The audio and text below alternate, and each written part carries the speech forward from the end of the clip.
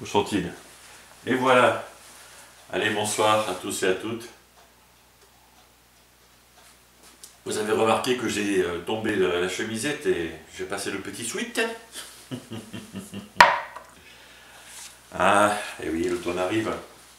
On est là. Bien, donc on continue notre série de réflexions sur ces relations désespérées et on va parler de l'envie. Alors, qu'est-ce que l'envie? L'envie est un cran au-dessus par rapport à la jalousie. La jalousie, c'est je veux ce que tu as. Et l'envie, c'est je veux ce que tu as et je veux que tu n'aies plus ce que tu as. Tu vois? Alors, l'envie peut apparaître dans toutes les relations. L'envie apparaît dans les familles, par exemple dans la Bible. Caïn et Abel, c'est l'envie. Jacob et Ésaü, c'est l'envie.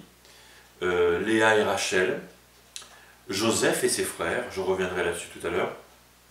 L'envie existe dans les relations au travail, entre collègues de travail, entre vendeurs de chaussures par exemple, entre médecins, entre secrétaires, entre cadres, entre ouvriers, entre employés, etc. L'envie existe à l'école. Combien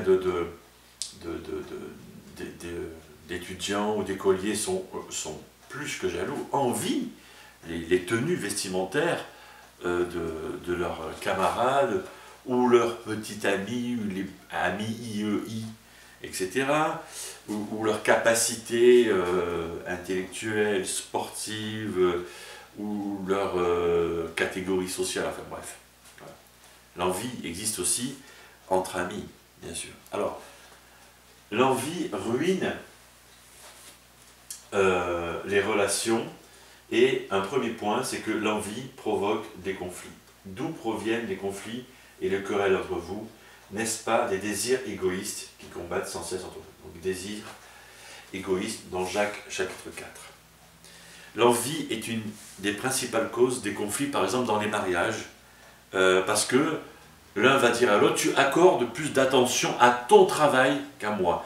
Et derrière, il y a, mais oui, mais parce que moi, mon travail à moi n'est pas aussi intéressant que le tien, et j'aimerais avoir un travail aussi intéressant que le tien, et j'aimerais aussi que ton travail t'intéresse moins. Enfin bref, voilà, c'est parti quoi. C'est exactement ça. Donc l'envie va ruiner cette relation intime qu'il y a entre un mari et son épouse, etc. Et puis, l'envie va attiser la rancœur. Dans Tite, au chapitre 3, « Car il fut un temps où nous-mêmes, nous vivions en insensés dans la révolte contre Dieu, égarés, esclaves de toutes sortes de passions et de plaisirs. Nos jours s'écoulaient dans la méchanceté, dans l'envie. Nous étions haïssables et nous nous haïssions les uns les autres. » C'est Tite 3, verset 3. L'envie est le plus court chemin vers le ressentiment, ou l'amertume, ou les deux, enfin bref.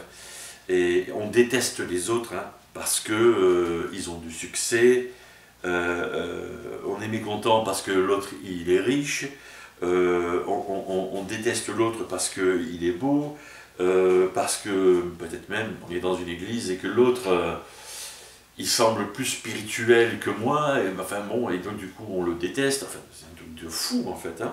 Voilà, Jacques chapitre 3. Là où règne la jalousie et l'esprit de rivalité, là aussi habite le désordre et toutes sortes de pratiques indignes. Jalousie et esprit de rivalité, pour moi en fait, ça c'est l'envie, c'est la définition un peu que Jacques donne de l'envie. Tu prends la jalousie, tu ajoutes l'esprit de rivalité et ça te donne l'envie. Et ce texte dit que de l'envie sortent toutes sortes de péchés en fait. Pour dire un mot que la Bible utilise. Et ça donne des ragots, parce qu'on envie l'autre, on va dire, bah tiens, tu sais pas quoi, le machin, il est ceci, cela, voilà, donc des ragots, des calomnies, peut-être du vol, ouais, mais il n'en a pas besoin, regarde tout ce qu'il a, je vais lui prendre, tu vois. Oh, non, voilà, des fois de l'adultère, ou peut-être même des meurtres, oui. Ah oui, comme c'est dans la Bible, on a ça, hein. On en a plusieurs comme ça, des gens qui se sont entretués parce qu'ils enviaient l'autre. Je prends juste l'exemple de Joseph et ses frères. Ils enviaient tellement l'affection du père envers ce petit frère qu'ils ont voulu le tuer, en fait. Ils voulaient le tuer au départ. Puis finalement, c'est le grand frère qui a dit, le frère aîné, non, on va quand même pas le tuer. Et si on le vendait? Ouais, ok. Bon, bah, ils l'ont vendu, en fait, ils l'ont pas tué. Bah, tant mieux, mais quand même, tu vois. Ou le roi Saul qui enviait la popularité de ce jeune David, et qui va essayer de le tuer par tous les moyens possibles, quoi. Voilà. Un troisième point, c'est que l'envie rend malheureux. Un cœur paisible contribue à la vie du corps, mais l'envie est comme une maladie qui ronge les os. Et pendant la prédication, j'ai osé, je ne sais pas si c'est... Enfin, je veux respecter les gens qui ont un cancer, et je ne veux surtout pas les choquer, mais je disais que ça ressemble, l'envie ressemble un peu à un cancer, mais qui ronge l'âme. Tu vois, une maladie qui te ronge de l'intérieur, en fait, hein. Mais quelque chose qui n'est pas physique, qui est spirituel. Tu vois. Voilà. Et donc là, maintenant, je propose 5 façons de vaincre cette envie, qui est tellement mauvaise. D'abord, résister à se comparer. Parce que l'envie prend racine sur le terrain de la comparaison. Si tu ne te compares pas, tu ne vas pas envier. 2 Corinthiens chapitre 10 verset 2, nous n'oserions pas nous égaler ou nous comparer à quelques-uns de ceux qui se recommandent eux-mêmes. D'ailleurs, en se mesurant à leur propre mesure, en se comparant à eux-mêmes, cela manque d'intelligence. Autrement dit, moi je dirais, ceux-là sont débiles. Voilà, c'est le terme que je vais utiliser maintenant, ils sont débiles. Autrement dit, c'est débile de se comparer.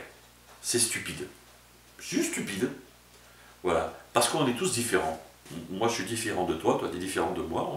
On est différents, c'est tout. Je parle même... Je parle plus que physiquement. Évidemment que physiquement, on est différents. Mais au-delà, on est différents. De tellement de manières par rapport du milieu social d'où on vient, de notre famille, de peut-être notre pays, peut-être avec notre caractère, nos pensées, etc. On est différents. Donc, la leçon de l'histoire, c'est fais de ton mieux avec ce que tu as. Et de là vient la satisfaction. Parce que l'envie est un choix. Et c'est de là que vient la satisfaction. Si tu es malheureux parce que tu envies quelqu'un ou quelques-uns, c'est ton choix. Donc tu peux dire stop, j'arrête de me comparer maintenant et tu verras que l'envie va s'apaiser. Et le deuxième point, c'est reconnaître ton unicité. L'envie est une expression de notre infériorité. C'est-à-dire que ça prend racine aussi dans une faible estime de soi. C'est un problème en fait. Hein. Quand j'ai une faible estime de soi, je vais me sentir menacé par quelqu'un qui est plus fort, plus grand, plus beau que moi, plus ceci, plus cela que moi, plus ceci, plus cela que moi. Des gens qui sont mieux habillés que moi, des gens qui ont un meilleur statut social que moi, des gens qui ont un plus gros salaire que moi, des gens qui ont une meilleure éducation que moi, des gens qui ont un plus de charisme que moi, et plus que ceci que moi, et plus que cela que moi, tu vois. Et on n'en finit plus, hein. Voilà. Dieu dit, ne fais pas ça. Ne fais pas ça. Et je reprends le mot que j'ai dit tout à l'heure, c'est débile. C'est débile. Arrête de faire ça, en fait. Reconnais ton unicité. Pourquoi? Parce que Dieu t'a... Quand tu étais dans le ventre de ta maman, Dieu était là. Et c'est lui qui t'a créé à toi, tout seul. Il n'a pas pris exemple sur un autre pour te créer à toi. Il t'a créé à toi, tout seul. Tu m'as fait ce que je suis et tu m'as tissé dans le ventre de ma mère. Psaume 139. Tu peux lire ce psaume. Hein. Il y a le verset 15 aussi à lire qui dit à peu près la même chose. Mais Dieu t'a fait à toi, tout seul. Tu es unique, donc reconnais ton unicité. Et puis, réjouis-toi de ce que tu as. Ok. Tu as beaucoup? Génial. C'est génial. Tu as moyennement beaucoup? Super. Tu n'as pas beaucoup? Eh bien, c'est bien. Quoi? Voilà, c'est tout. Mieux vaut ce qu'on a dans la main que tout ce qu'on pourrait désirer par la pensée. Au lieu de se concentrer sur ce que tu n'as pas, réjouis-toi de ce que tu as. L'apôtre Paul, pourtant c'est l'apôtre Paul, hein, c'est un grand monsieur de la Bible, hein, il va dire « J'ai appris à être content, quelle que soit la circonstance ». Cet homme, l'apôtre Paul, qui écrit ça aux Philippiens, au verset 4, au chapitre 4, il lui est arrivé d'avoir de l'argent. Il avait les poches pleines. Et des fois, il avait les poches vides. Il n'avait rien. Voilà. Et cet homme a appris. Lui, il a appris. Moi, ça m'a surpris quand j'ai lu ça. Hein. Enfin, quand j'ai relu. Hein. J'ai appris à être content. Oui, il a appris. L'apôtre Paul a appris à être content. Alors, toi et moi, on va apprendre ou réapprendre à être content avec ce qu'on a. Tu as beaucoup, génial. Tu as peu, génial. Mais tu dois réapprendre, mon ami. Moi aussi, je dois réapprendre. Ok. Et puis, mon quatrième point, c'est répondre à d'autres dans l'amour. Pourquoi? Parce que c'est le texte de base. L'amour n'est pas en vue, 1 Corinthiens 13, verset 4. Jésus a dit dans Matthieu 22, « Aime ton prochain comme toi-même. » Voilà. L'amour est un antidote à l'envie. L'amour rend heureux quand d'autres personnes sont bénies. Parce que si le voisin a une grosse maison, une grosse voiture, Dieu le bénit, c'est super, c'est génial. Voilà. Pourquoi je peux dire ça? Parce que j'aime mon voisin. Ok. L'amour veut le bien de l'autre. L'amour apporte le bonheur quand d'autres réussissent. Et l'amour aime voir les autres être bénis par Dieu. Et c'est exactement le contraire de l'envie. Romains 12, verset 15 dit « Réjouissez-vous avec ceux qui se réjouissent, pleurez avec ceux qui pleurent. » C'est exactement le contraire de l'envie. L'envie va dire « Réjouis-toi quand d'autres personnes pleurent et pleure quand l'autre est béni. » C'est le contraire. Toi, réjouis-toi avec ceux qui se réjouissent et pleure avec ceux qui pleurent. C'est le contraire de l'envie. Donc fais ce que la Bible dit. On va faire ce que la Bible dit. Tu vois. Et un cinquième et dernier point, c'est adopter le point de vue de Dieu. L'amour n'est pas envieux, oui. Alors réglons notre esprit sur les choses du ciel, c'est dessus, pas sur les choses de la terre. Voilà, il faut régler notre esprit, notre pensée sur ce que Dieu veut. Et c'est ça. Si on veut éradiquer l'envie dans notre vie, il faut se concentrer sur Dieu. Et croyez-moi, ça marche parce que je le fais. Dès que l'esprit de comparaison essaye de m'atteindre, dès que j'essaye, ah oui, mais le machin, pourquoi lui il a ça et moi je l'ai pas? Stop! Toi, cette pensée-là, tu te casses, tu dégages. Ouais. Pourquoi? Parce que c'est Dieu qui a la première place dans ma vie. Je reprends, j'adopte le point de vue de Dieu, je centre-vie Dieu dans ma vie d'abord. Et quand tu fais ça, tu adoptes le point de vue de Dieu.